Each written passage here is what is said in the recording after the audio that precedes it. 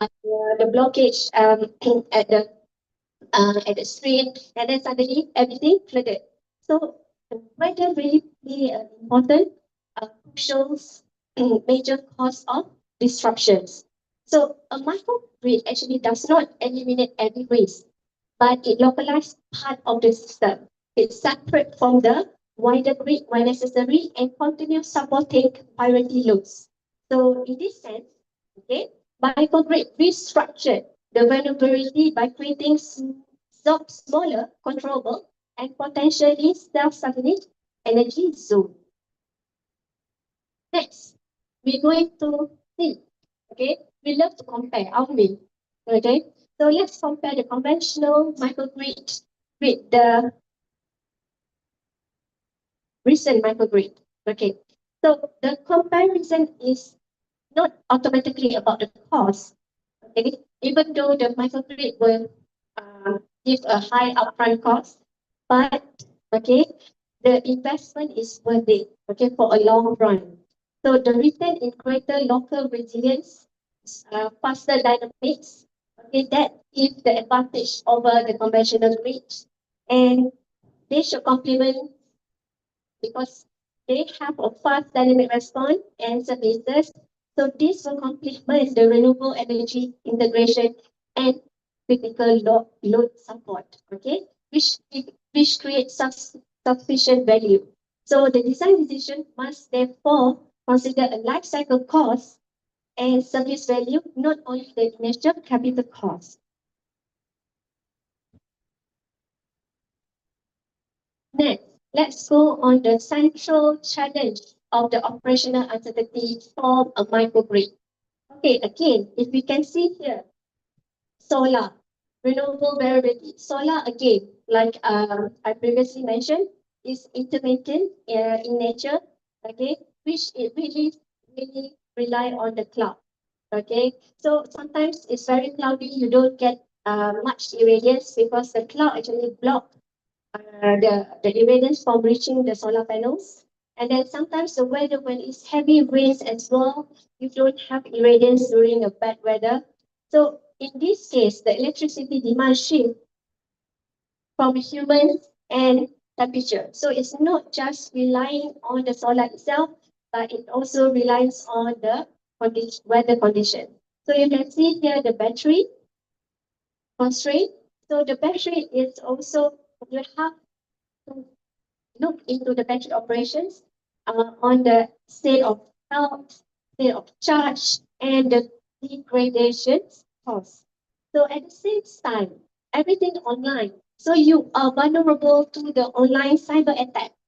Okay, so this is another thing that we have to think about, where the operator must actually think of a safe way to introduce communication that is safe, okay, and not vulnerable to a cyber security attack. All right. So this is why microgrid, okay, needs a decision-making system, because it needs something that can be updated simultaneously and continuously. Okay, so let's see the anatomy of the microgrid.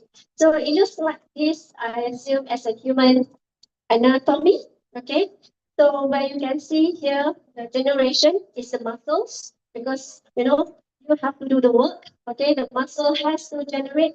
You have to hold things, so the muscle will be the generations. So the input generations is, which is the solar, the wind, and also diesel generator. And then you have the joints that actually powering up, connecting things. Okay, so in a microgrid, we have joints that are power electronics, the converters, the inverters, who are very important, play a significant role in the microgrid. Then we have a storage, okay, the ESS, batteries, supercapacitors, and we have the load demand, where the demand can be critical or non-critical. And then at the top, you can see here we have the nervous system, the brain, okay, the brain that controls everything. So here where you will see that the energy management takes place. So here where the IoT, the wireless, and also the artificial intelligence. Okay, so basically this is the overview of the anatomy of a microgrid. So let's go to the next slide. Here, in the next slide, okay, you can see that the control of a microgrid works at different time scale. Okay, so what I mean by time scale, it can work from milliseconds to hours. Okay, so if we see here the intelligence of complexity, we can divide it, the control of a microgrid to three, where the primary control in a milliseconds, where you have to make a very quick decision. Okay, if there's a sudden load change, you cannot wait for a few hours to make a changes. Okay, so you have to act fast. So for example, people are in the ICU, they are dying. You have to make a split-second decision whether to continue on the oxygen, to give the CPR, or so on. Okay, so it applies the same thing here. So what are the things that are important? Okay, voltage and frequency control. That you have to make it in the split seconds decision. So next we move to the secondary controls. Okay, so here you can have about seconds to minutes of the decisions. So this about the power quality. Okay, so your control have time to adjust based on the primary control. Okay, and then it adjusted the power quality and get back to the track. And tertiary control where minutes to hours, where you have your AI now. Okay, AI takes time to learn. And this is where it will take from minutes to hours to actually learn from the historical data. So you are not expecting AI to actually have a control over milliseconds. Okay, so here where it will be dominated, okay, apart than the energy management system. So what I want to highlight here is, okay, this separation is very important. AI must be naturally applied at the tertiary level, okay, where there's time to analyze the data and optimize the future schedules. So first, safety function must remain within the bounded energy engineering control. Okay, so what the key I want to say here, okay, primary control relies entirely on strict bounded engineering rules for safety. So everything has uh, a safety net where it has a boundaries. So you should not actually exceed the boundaries. So next we will go on energy management system as the brain. Okay, so you can see here we have plenty of inputs. So we have weather forecast, energy market fuel price, load demand forecast, battery SOC, network configuration status. So all these are the inputs to the energy management system, where by this input it will process. So you can see here, the EAFS itself is a multi-objective problem. So it minimizes the cost, okay, which you give the cost, the energy market, okay, and then maximize the reliability. So you want to make sure that your microgrid will be able to supply the generation despite of the weather condition, despite of the load demand, despite of the neighborhood suddenly having a party and suddenly it required a large load demand. So this is the most important part. And at the same time, we also want to protect our equipment. So that is one of the objectives, protecting battery state of health. And this is what we produce, okay? Generator dispatch, battery charge and discharge. We actually control its schedule so that we can prolong the health of the battery. And then we have load shedding management and grid import-export schedules.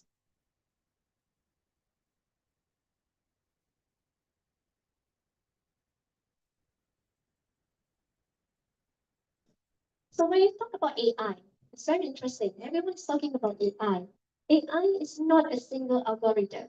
It doesn't work as on its own, standalone. So different techniques answer different operational questions.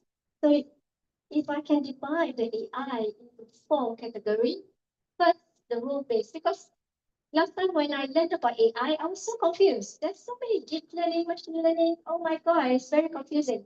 So, but actually it's not if you categorize them into four and then you look into the questions. So what are they for? Rule-based, fuzzy logic, for example. When, how to act when conditions are known but uncertain. So this is more on the logic. So for example, you want to predict tomorrow for solar generation, okay? Or you want to stop the EV charging, you use a funding. Because why? Because you know, okay, the condition and just inside, but it's uncertain. So machine learning, for example, CNN, okay, LSTM and GAN. So what happened? So this machine learning, they will learn from the previous data.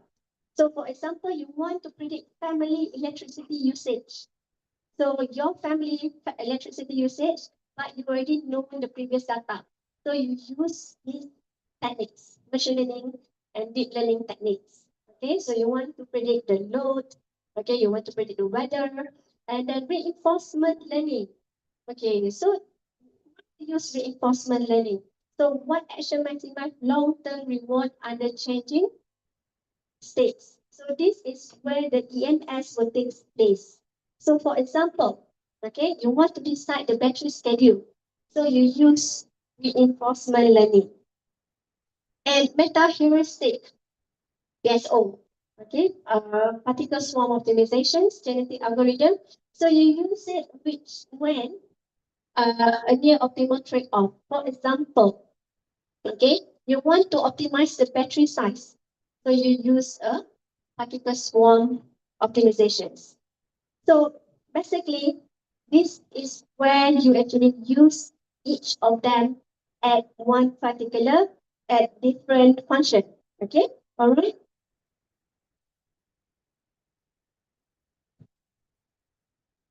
Now, let's shift this thought from reactive monitoring to a predictive control. So you can see here a traditional, okay, a traditional energy management system is more like a reactive monitoring, where it monitors the present and then at the real time, but it reacts to changes after they occur. So we don't want it to happen. For example, who wants to walk out from this room and suddenly fall off the steps? You don't want, right? You've been dressed so nice, so handsome and so pretty, and suddenly you walk out, you don't want to split your toes, for example, like in Muslim, we say Na'udzubillah, mean God forbid. A Chinese will say tajuk tajuk, you don't want, so it's something like that. So we don't want something that we uncertain. We want something certain. If possible, people who are still single in this room, you want a certain to get married to a good guy, rich guy, handsome guy, right?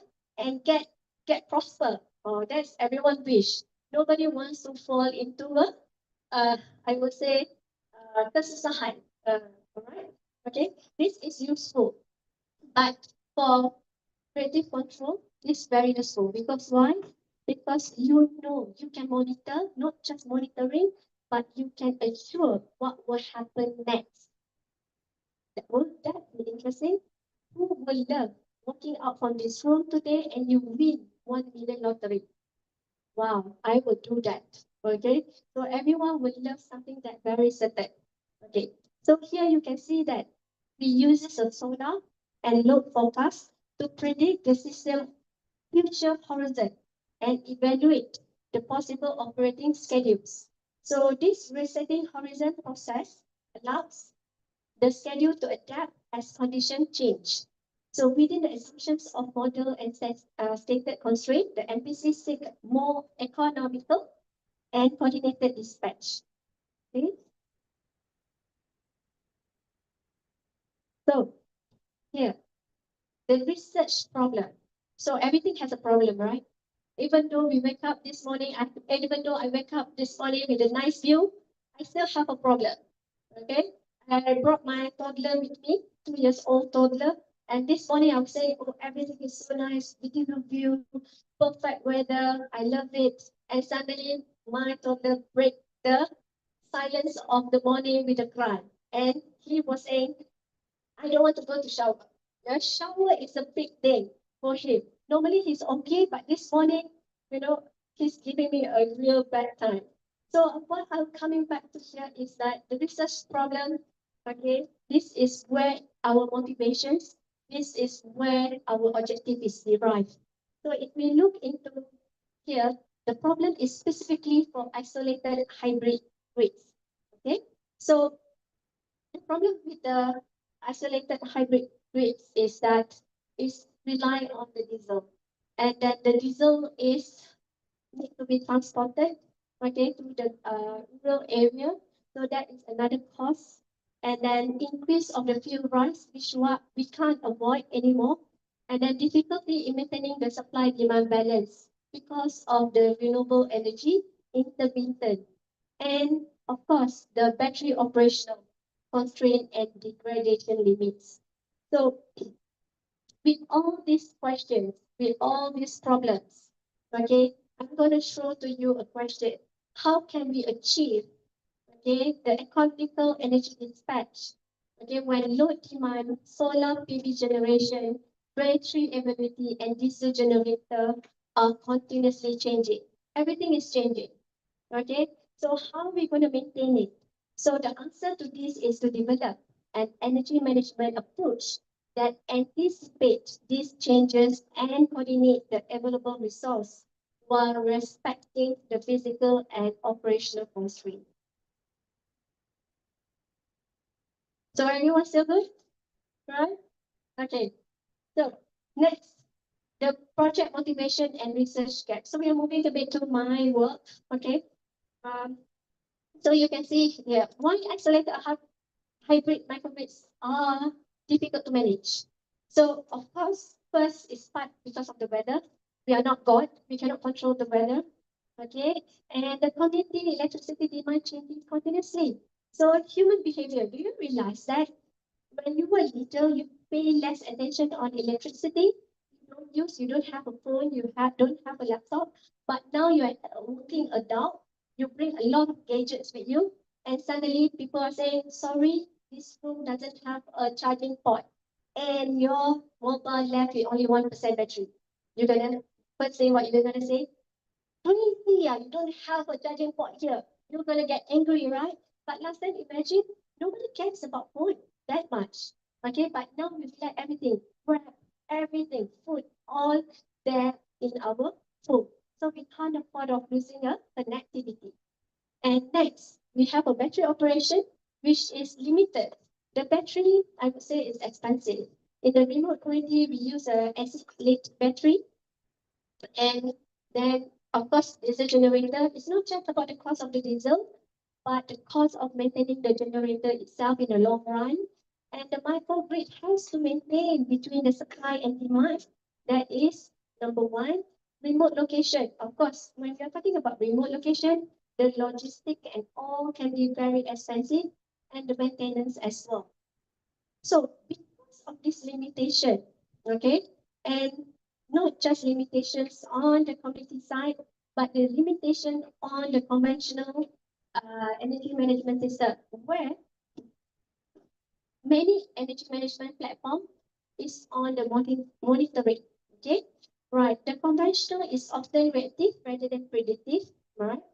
And then fixed battery rule may not respond effectively, okay? There's a lack of integration between solar and load, and limited optimizations. Energy dispatch may not adequately consider the future system conditions. So this brings us to the research gap.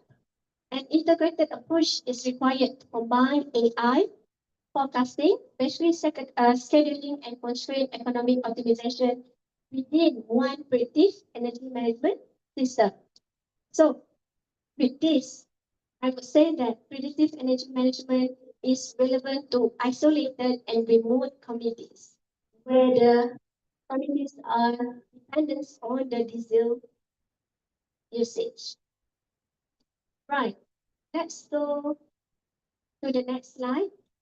Okay, proposed methodology for predictive and cost optimized microgrid operations. So here you can see that the methodology follows a continuous predictive steps. Okay, so first you collect the data, all the required data, the weather forecast data, the load demand data, and about the battery health SOC. And then you do the data preparation, you clean, you organize it, and then you do a solar power forecasting, develop the AI model, and then load demand forecasting and future operating predictions. Okay, you combine the solar load and battery info, and then you do some optimization using the MPC and the optimal energy scheduling, okay, to actually get the most optimal of a discharge and discharging periods. So this is very important because why? Because if you overcharge your battery, what will happen? You reduce the life expectancy of the battery. Okay, then continuously update. This is very important. So it needs to continuously update the system so that it can optimize rapidly and make the system work in the most effective way. Okay.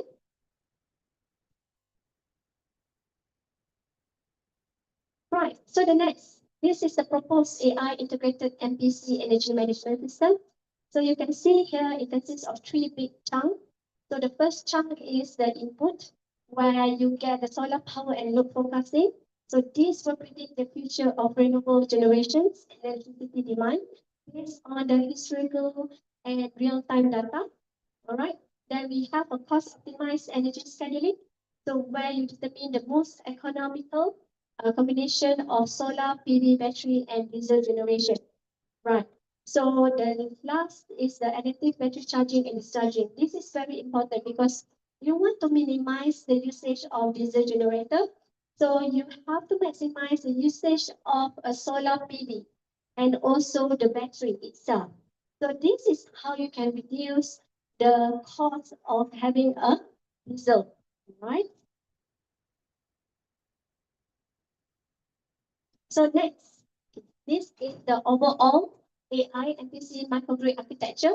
So you can see here there's three layers. So first layer is the physical power system, where it has solar, PV, converter, DC generator, and then we have a battery energy storage system here, and also the load. And then the next layer is measurement and data, where we have a solar, voltage, current, and power, SOC, SOH. And then here we have also the switching command, the weather information, equipment status, and also discharge and charge command. The last layer is the intelligent control, where we have the AI and also MPCES optimization controller at the top. So you can see here the red line where the command coming from the MPC EMS. So it's giving the command to the battery converters stating whether the battery now needs to charge or discharge. Okay, and then there's another command also giving to a DC generator that actually will tell when we need the DC generator to power up as the backup source. Okay. Right, so this is only happen if we only use this generator when we run out of the solar PV and also battery. Okay, all right.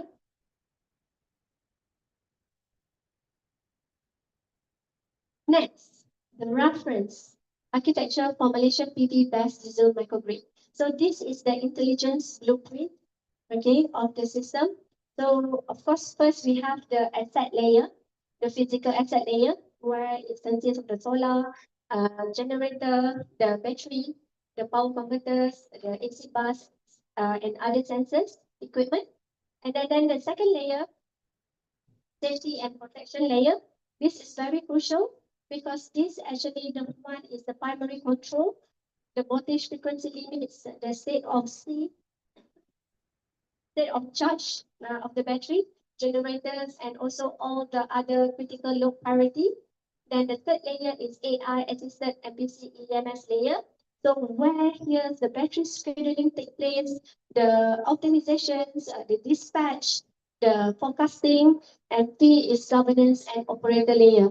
So here in the operator dashboard, so where you actually look into a cyber security monitoring and also performance reporting. So here you can see that the information, okay, the information flow will go from the bottom to the top, but then the control will take place from the top to the bottom, okay? Right. So AI optimization actually operates within this layer, all right, not outside of that, okay? So if you move to the next slide, Okay, so the next slide is the algorithm framework.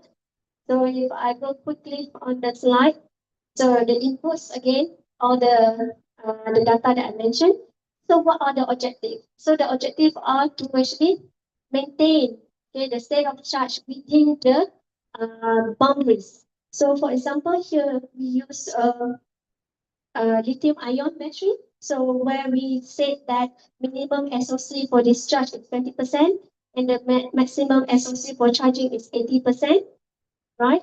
And then we have the constraint and also the decision variables.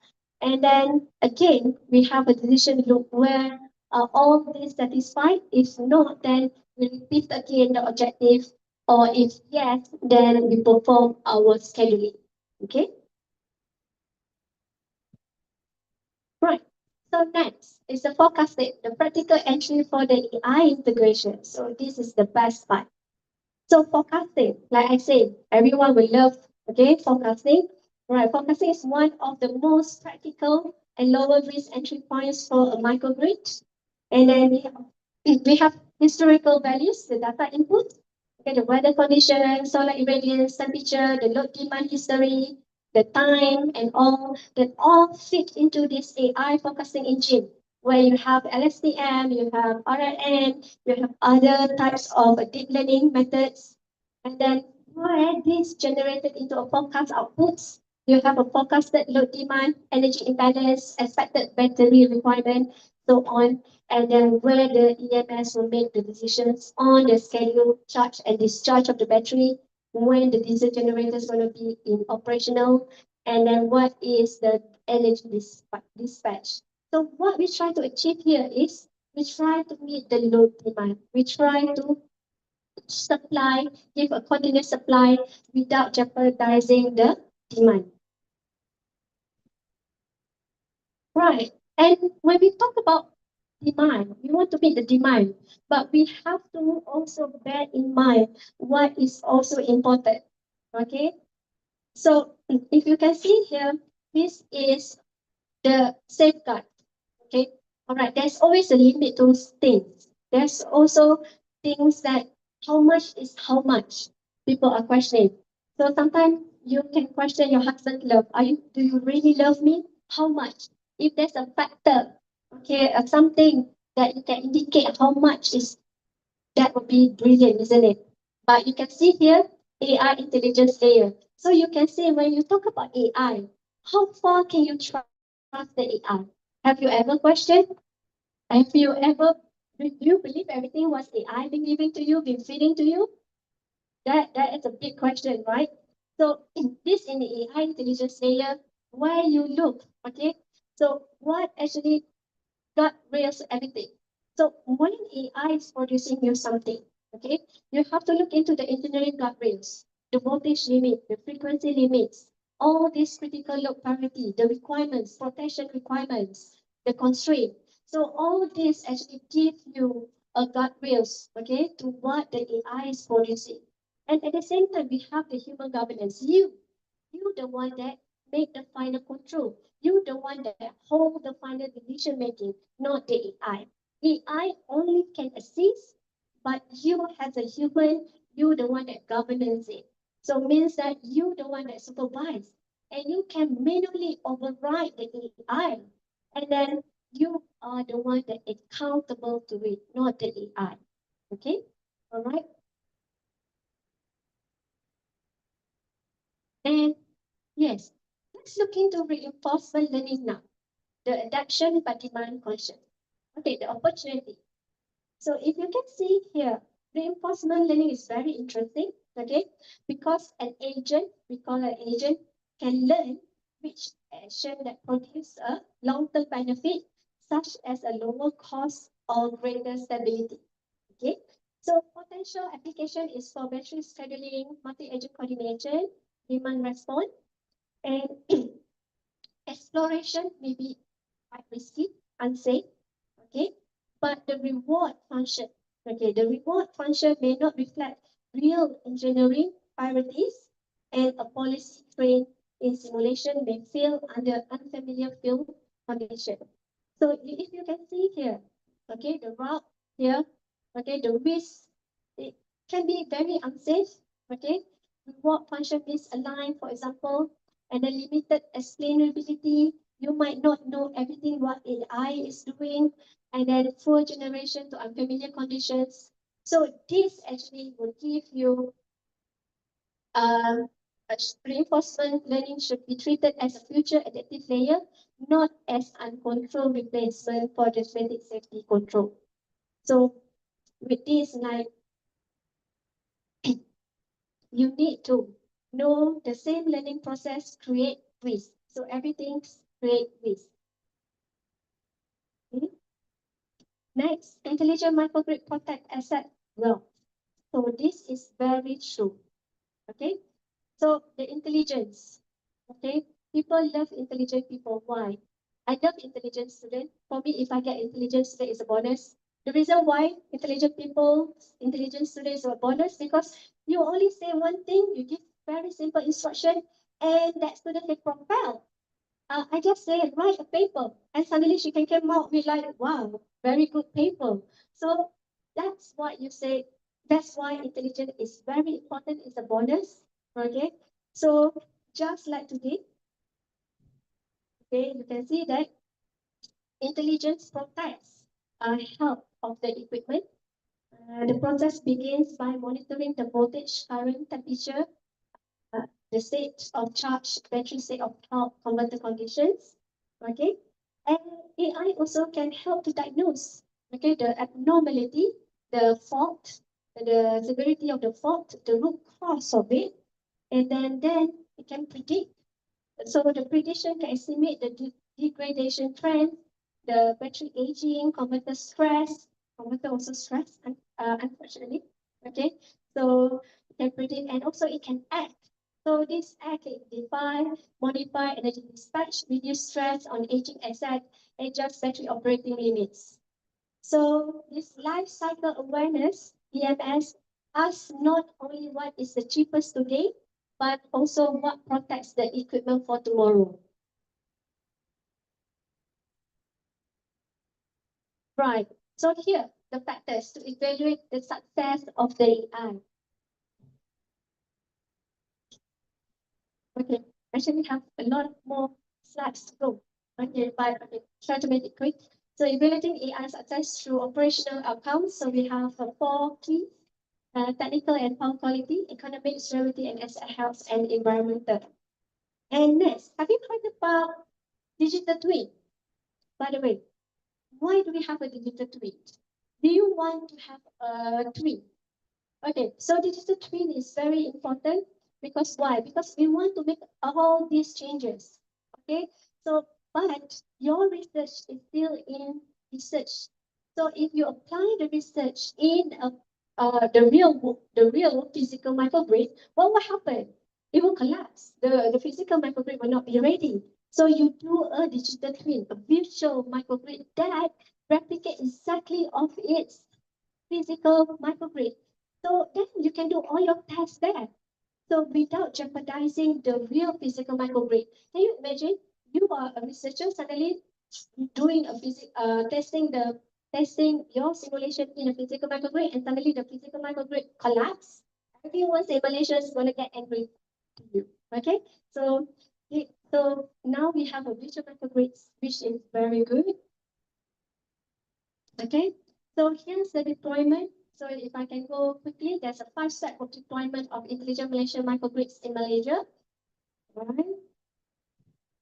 And if I go quickly on the experimental test up, so this is what we have. We actually have solar PV as a generations, and then we have a BESS, and we also have a diesel generator. And we have a monitoring that monitors the loads and solar, and we have programmable load, where the programmable load testing a different load scenario. Okay. And then, of course, we are bound to the engineering standard. So these are the standards that we use, IEEE 2030, IEC 62898, all are within the microgrids planning as specs and the assessments. Okay, right. So if you look into the slide, so here basically, my results. So you can see this part, you can see that the DG power has been minimized. And then you can see the usage, we maximize the usage of the PV power. And then we also maximize the usage of the BESS. So when the demand is high, you can see we start asking PV and also BESS to support and meet the demand. Right? So the next slide is about then we have a sudden load change just to see how our system react. So we put like a sudden load change at different time. So for example, here you will see that at this time. So you can see even though there's a sudden load change, okay, the voltage remain stable, maintained at 415. All right, which is very good. And then despite of the sudden load change, the frequency is still between the boundaries of 50 hertz. Right, and then we managed to reduce the harmonics, THD, total harmonic distortions, to 2.35 maximums. So where for less than for IEEE standard is about less than 8% to 1%. Okay, so practical limitation in I deployment barriers, data dependency. Okay, the black box. So here what I actually mentioned just now. Do you trust the AI? Do you ever question the AI? So there's now new research on explainable AI frameworks. So whatever you do with the AI, you should put it in the black box and start questioning about the AI instead of believing and trust the AI 100%. Okay. So here the potential value creation. So by this, we managed to save from 133 ringgit to 51 ringgit, and then reach about 62% reductions. And then we managed to actually help with the carbon emissions. That is one of our objectives early in the beginning of the slides. Okay, we managed to reduce about approximately 10% per day. Right. And I want to take everyone to Sepinong Island, Sabah. Anyone from Sabah in this room? Yeah. Okay. So Sepinong Islands is very remote. People are living on next to the island in the rumah laut. Is it? You call it like Bajau, yeah? Okay. And then we went here to visit the solar, the isolated hybrid grid. And then it's very interesting because it's actually power up 61 homes and more about 300 villages that rely on this hybrid isolated grid. Okay, right. So conclusion and the key takeaways for today is that first, close my presentation with these 5 key messages. First is Malaysia has a strong potential in renewable energy. Definitely. Okay. And then across the campuses, islands, smart districts, rural area, and industry. Second, intelligent coordination is essential. You need the intelligence because of the renewable variability, the changing of the load demand, the maximums of the battery limitations. And third, you have AI to assist and predict the awareness. And you have 4 NPC convert the predictions into the decisions. And 5, you have proactive energy management to actually support more reliable, economical, and lower carbon emissions for the Malaysian industry and also campuses, islands, and remote. So with that, okay, I would like to end my presentation. Okay, thank you very much for your time. I hope this presentation has shown that the future intelligent microgrid is not simply about installing more hardware or selecting more advanced AI model, but it's about the quality, it's about the optimization and how that is a responsible humans governance. I welcome your questions, comments, and possible collaboration. Thank you. Thank you very much, Dr. Siti Haja. Okay, Masya Allah, a very good presentation. And I know that all of you have so much question for her, but times is very heavy with us. And I think you can have the question and answer first session later during the TDA because next session will start at 10:15. Okay, so we give a round of applause again to our team of presenters. dan user. Okay, thank you very much. Okay, so for the audience, okay, please have the tea break. And for those who do not want to have the tea break, we can have photo session here. But at 10:15, okay, token. Okay, so I would like to call upon our chairman of ICSIMA, Dr. Anisha Jamali, okay, to give a token of appreciation to our keynote speaker, Associate Professor Dr. Siti Hajar Yusof.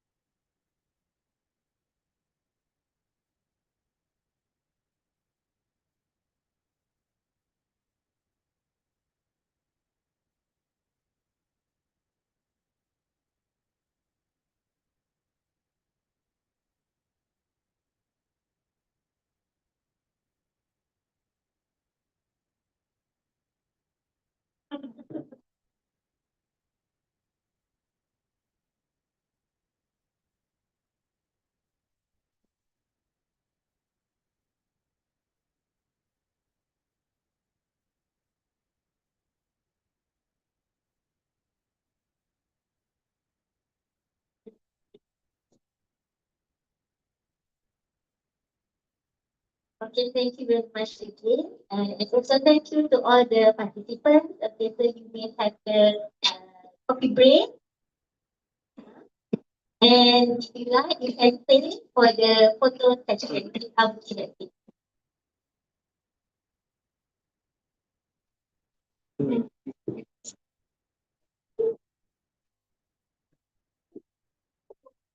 Thank you.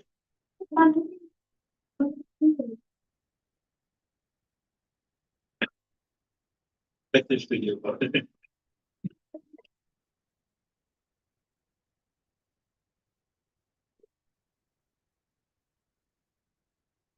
you stop for a while?